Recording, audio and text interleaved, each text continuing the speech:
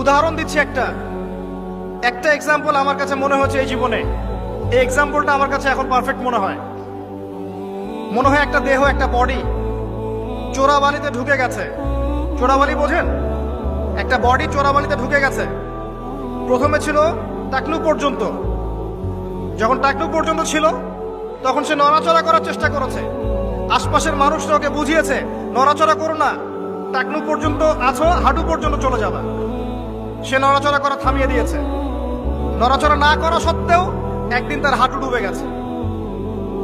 হাঁটু ডুবে যাওয়ার পর আশপাশের মানুষ আবার বুঝিয়েছে খবরদার নড়াচড়া করো না, যদি আর নড়াচড়া করো তোমার উরু পর্যন্ত ডুবে যাবে।